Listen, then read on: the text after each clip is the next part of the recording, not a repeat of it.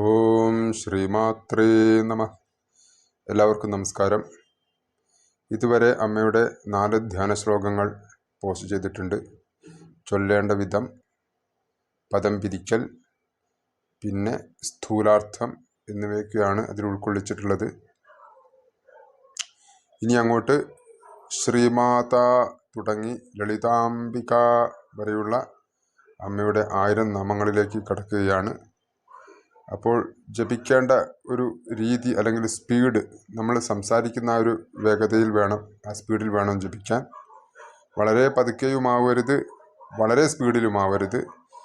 ഇപ്പോൾ ഋഷി ഛന്ദസ് ദേവത തൊട്ട് ജപിക്കുകയാണെങ്കിൽ ഒരു 40 മിനിറ്റും, അതല്ലാതെ ജപക്രമമനുസരിച്ച്, അതായത് കരന്യാസം, അംഗന്യാസം, പഞ്ചോപചാരം എന്നൊക്കെ കൂട്ടി ജപിക്കുകയാണെങ്കിൽ ഒരു 50 മിനിറ്റും ജപിക്കാനെടുക്കും. അപ്പോൾ ഇതെല്ലാം മന്ത്രങ്ങളാണെന്നും ദേവഭാഷയിലാണ് എഴുതപ്പെട്ടതെന്നും അതുപോലെ ഇത് മനുഷ്യന്മാരാൽ അല്ല എഴുതപ്പെട്ടതെന്നും ഓർമ്മിച്ചുകൊണ്ട് അതിൻ്റെ ഉത്തരവാദിത്വത്തോടുകൂടി, ഭാവത്തോടുകൂടി, ശ്രദ്ധയോടുകൂടി, അക്ഷരസ്ഫുടതയോടുകൂടി എല്ലാവരും ചൊല്ലുക. ഇതിനായി ശ്രീ മഹാദേവി അനുഗ്രഹിക്കട്ടെ. അപ്പോൾ ആദ്യത്തെ 4 വരി. ഓം ശ്രീമാതാ ശ്രീ മഹാരാജ്ഞി ശ്രീമത്സിംഹാസനേശ്വരി ചിദഗ്നികുണ്ഡ സംഭൂത ദേവകാര്യസമുദ്യത ഉദ്യദ്ഭാനുസഹസ്രാഭ ചതുർബാഹു സമന്വിത രാഗസ്വരൂപപാഷാഢ്യ ക്രോധാകാരാങ്കുശോജ്വല. അപ്പോൾ ആദ്യത്തെ വരി നമുക്കൊന്ന് പദം പിരിച്ച് നോക്കാം. ഈശ്വരി സിംഹാസനേശ്വരി ശ്രീമത് സിംഹാസനേശ്വരി ശ്രീ മഹാരാജ്ഞി ശ്രീമാത. അപ്പം അതിൽ ചൊല്ലുമ്പോൾ ശ്രദ്ധിക്കേണ്ട കാര്യങ്ങൾ, ഷ ശ്രദ്ധിക്കണം. ഈ സിബിലൻസ്, അതായത് ശീൽക്കാര ശബ്ദങ്ങളാണ് ഇതെല്ലാം. ഷ, ഷ, സ. അപ്പം ഷായാണിവിടെ, സായല്ല. ചൊല്ലുമ്പോൾ ശ്രദ്ധിക്കണത് ശ്രീ എന്ന് തന്നെ വരണം. പിന്നെ ശ്രീ മാതാ, തായാണ്, മാതാ എന്നല്ല, താ, ശ്രീ മാതാ എന്ന് തന്നെ വരണം. ഈ സ്ത്രീ ദേവതാ മന്ത്രങ്ങളെല്ലാം നീട്ടിയിട്ടാണ് ഉച്ചരിക്കേണ്ടത്. ഇതിൽ ഈ ശ്രീമത് ലളിതാ സഹസ്രനാമ സ്തോത്രത്തിൽ ശ്രീമാതാ തൊട്ട് ലളിതാംബിക വരെ നിങ്ങൾക്ക് നോക്കിയാൽ മനസ്സിലാവും, എല്ലാ നാമങ്ങളും നീട്ടിയിട്ടാണ് ഇതിൽ എഴുതപ്പെട്ടിട്ടുള്ളത്. അപ്പോൾ സ്ത്രീ ദേവതാ മന്ത്രങ്ങളൊക്കെ എല്ലാം നീട്ടിയിട്ടാണ് ഉച്ചരിക്കേണ്ടത്, ചൊല്ലേണ്ടത്, അല്ലെങ്കിൽ ജപിക്കേണ്ടത്. പുരുഷ ദേവതാ മന്ത്രങ്ങളാണെങ്കിൽ നീട്ടേണ്ടതില്ല എന്നാണ് ഗുരുക്കന്മാർ പറഞ്ഞു തന്നിട്ടുള്ളത്. അപ്പം ഇവിടെ ശ്രദ്ധിക്കേണ്ടത് ശ്രീ മാതാ എന്ന് തന്നെ കേൾക്കണം. അടുത്തത് ശ്രീ മഹാരാജ്ഞി, അത് നീട്ടണം. ഷ ശ്രദ്ധിക്കണം. ഇവിടെ ജായും ഞായുമാണ്. ഞീ, രാജ്ഞി എന്ന് തന്നെ കേൾക്കണം. രാജ്ഞി എന്നായി പോരുത്, രാജ്ഞി എന്ന് തന്നെ കേൾക്കണം. പിന്നെ ശ്രീമത് സിംഹാസനേശ്വരി, ഇവിടെ ശ്രദ്ധിക്കേണ്ടത് ഈശ്വരി, ഒരു ശകാരവും പ്ലസ് വകാരവും ആണ് അവിടെ ഉള്ളത്. അപ്പോൾ ഈശ്വരി എന്ന് തന്നെ കേൾക്കണം, ഈശ്വരി എന്ന് ചൊല്ലിപ്പോവരുത്. ശ്രീമാതാ ശ്രീ മഹാരാജ്ഞി ശ്രീമത് സിംഹാസനേശ്വരി. അപ്പം ഇതിൽ ആ മന്ത്രത്തിൻ്റെ ഒരു അർത്ഥത്തിൽ വ്യത്യാസം വരും, അതുപോലെ അതിൻ്റെ ഒരു മന്ത്രസ്പന്ദനത്തിൽ വ്യത്യാസം വരും. അപ്പം ഇതുകൊണ്ട് വളരെ ശ്രദ്ധിച്ചിട്ട് ഇതേപോലെ ചൊല്ലുക. അപ്പം അടുത്ത വരി നോക്കാം.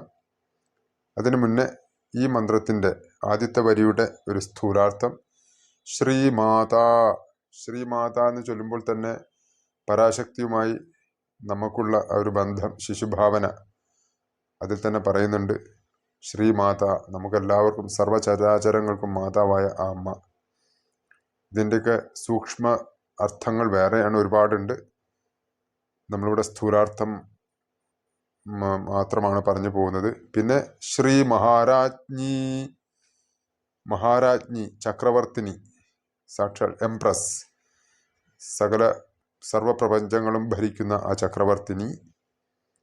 പിന്നെ ശ്രീമത്തായ സിംഹാസനത്തിൻ്റെ ഈശ്വരി, അതായത് ചക്രവർത്തിനിക്ക് ഇരിക്കാനുള്ള ആ സിംഹാസനത്തിൻ്റെ ഈശ്വരി, അതിൽ ഇരുന്ന് പ്രപഞ്ചത്തെ ഭരിക്കുന്നവൾ, അങ്ങനെയുള്ള ആ ഈശ്വരി, അങ്ങനെയുള്ള അമ്മയ്ക്ക് നമസ്കാരം.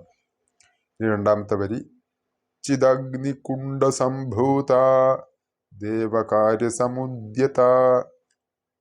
അപ്പം ഇതൊന്ന് പദം പിരിച്ചു ചൊല്ലുമ്പോൾ ഉദ്യത, സമുദ്യത, ദേവകാര്യസമുദ്യത, പിന്നെ സംഭൂത, ചിദഗ്നികുണ്ഡ സംഭൂത. ഇതിൽ ചൊല്ലുമ്പോൾ ശ്രദ്ധിക്കേണ്ടത് ചിദഗ്നി, ഇതിൽ ശരിക്കും മലയാളത്തിൽ നമ്മൾ ഉച്ചരിക്കുമ്പോൾ അഗ്നി അഗ്നി എന്നാണ് പറയാറുള്ളത്, അഗ്നി. പക്ഷേ സംസ്കൃതത്തിൽ ആ മന്ത്രത്തിൻ്റെ ഒരു ഇഫക്റ്റിന് വേണ്ടി, അല്ലെങ്കിൽ അതിൻ്റെ ഒരു ഭാവത്തിന് വേണ്ടി ചിദഗ്നി എന്ന് തന്നെ കേൾക്കണം, അഗ്നി എന്ന് തന്നെ കേൾക്കണം. ചിത്ത് പ്ലസ് ഞാൻ മെൻഷൻ ചെയ്തിട്ടുണ്ട്, ചിത്ത് പ്ലസ് അഗ്നി, ചിദഗ്നി.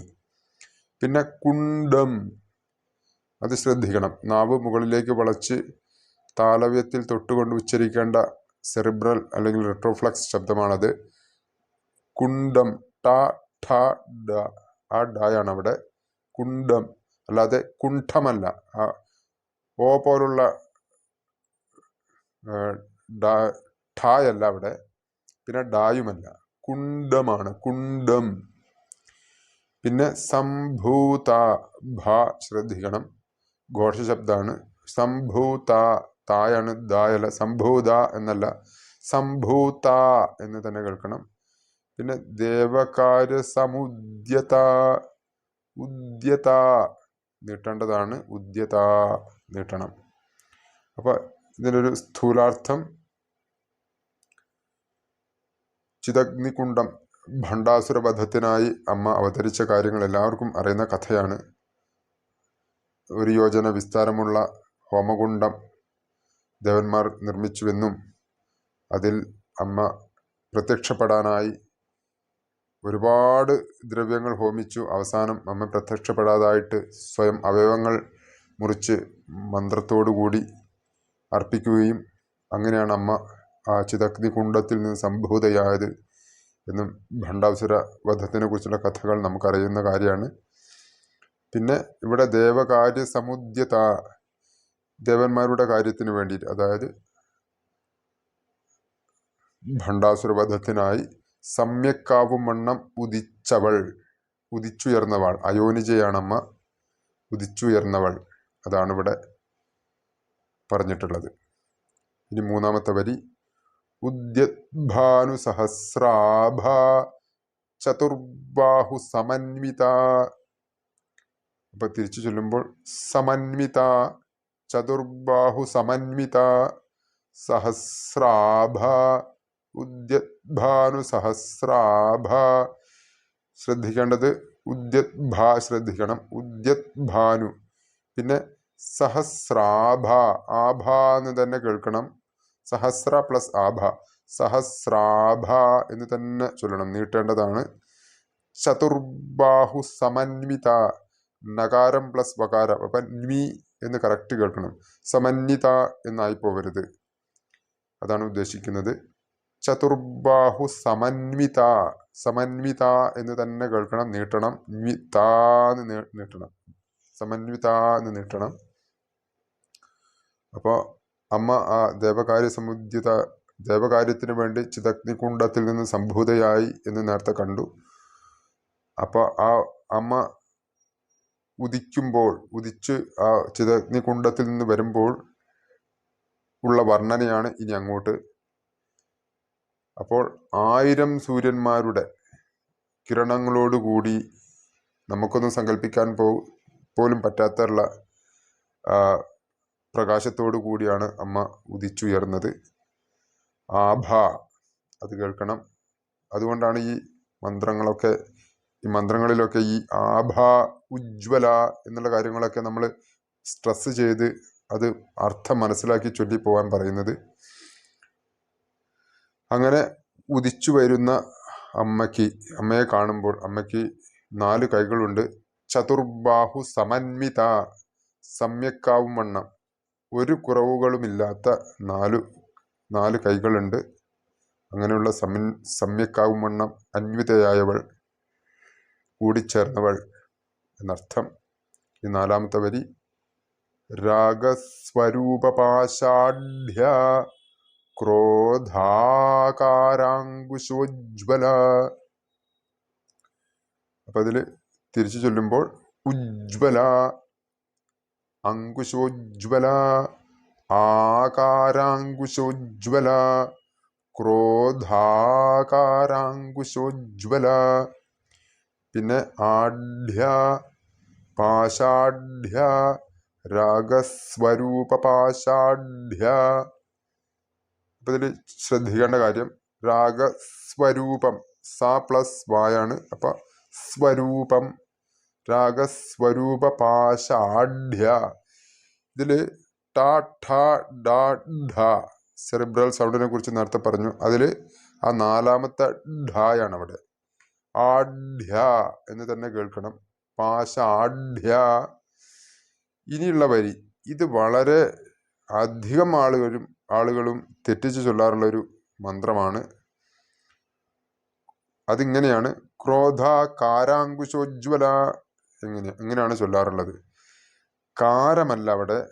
നമ്മൾ ഈ പദം പിരിച്ച് ചൊല്ലുന്നതിനുള്ള ഒരു ഗുണം ഇതാണ്. നമ്മൾ എന്താണ് അർത്ഥം പശുന്യാദി വാഗ്ദേവതമാർ ഉദ്ദേശിച്ചിരിക്കുന്നത് എന്ന് നമുക്ക് മനസ്സിലാവും. ക്രോധാകാരമാണ്, ക്രോധത്തിന്റെ ആകാരം. ക്രോധാകാരാങ്കുശോജ്വല. അപ്പോ ചൊല്ലുമ്പോൾ ശ്രദ്ധിക്കേണ്ടത് ക്രോധാകാരം. ക്രോധ എന്ന് നീട്ടിക്കഴിഞ്ഞാൽ ആകാരം എന്ന് കറക്റ്റായി കിട്ടും. ക്രോധാകാരാങ്കുശോജ്വല. അല്ലാതെ ക്രോധാകാരം എന്നൊക്കെ ചൊല്ലിപ്പോയി കഴിഞ്ഞാൽ അർത്ഥം ലിറ്ററലി മാറിപ്പോവും. അപ്പൊ അതുകൊണ്ട് ഇത് വളരെ ശ്രദ്ധിക്കണം. അപ്പോൾ നമുക്ക് ഒരു സ്ഥൂലാർത്ഥം പറഞ്ഞു പോവാം. രാഗസ്വരൂപം, അതായത് സർവജീവജാലങ്ങളിലും സ്ഥിതി ചെയ്യുന്ന അനുരക്തിയുടെ പരസ്പര സ്നേഹത്തിന്റെ സ്വരൂപമായ പാശം അമ്മയുടെ മുകളിലത്തെ ഇടതുകൈയിൽ അമ്മ ധരിച്ചിട്ടുണ്ട്. അങ്ങനെയുള്ള പാശത്തോടു കൂടി ആഢ്യായവൾ. പിന്നെ ക്രോധത്തിന്റെ ആകാരമായ അങ്കുശം ധരിച്ച് ഉജ്വലയായവൾ. ഇവിടെ 2 ജകാരം കൊടുത്തിട്ടുണ്ട്. അപ്പൊ ഒന്നുകൂടി സ്ട്രെസ് ചെയ്ത് പറയണം. ഉജ്വല എന്ന് നീട്ടണം. ഉജ്വല. പിന്നെ അങ്കുശോജ്വല. അങ്കുശം കായാണ് അവിടെ, ഗായല്ല. അപ്പൊ നേരത്തെ നമ്മൾ കണ്ടു രാഗത്തിന്റെ സ്വരൂപമായ, അതായത് സ്നേഹത്തിന്റെ, പരസ്പര സ്നേഹത്തിന്റെ, അനുരക്തിയുടെ സ്വരൂപമായ പാശം അമ്മ ധരിച്ചിട്ടുണ്ട് മുകളിലത്തെ ഇടതു കൈയിൽ. മുകളിലത്തെ വലതു കൈയിൽ ഇതിന്റെ നേരെ ഓപ്പോസിറ്റായ ക്രോധത്തിന്റെ ആകാരമായ അങ്കുശമാണ് അമ്മ ധരിച്ചിട്ടുള്ളത്. അങ്ങനെയുള്ള അങ്കുശം ധരിച്ച് ഉജ്വലയായവൾ. ഇതാണ് ഈ 4 വരികളുടെ ഒരു ഏകദേശ അർത്ഥവും സ്ഥൂലാർത്ഥവും ചൊല്ലേണ്ട വിധവും. അപ്പം എല്ലാവരും ഭക്തിയോടെ ശ്രദ്ധയോടെ ചൊല്ലി പഠിക്കുക. എല്ലാവരെയും ദേവി അനുഗ്രഹിക്കട്ടെ. ഓം ശ്രീമാത്രേ നമഃ.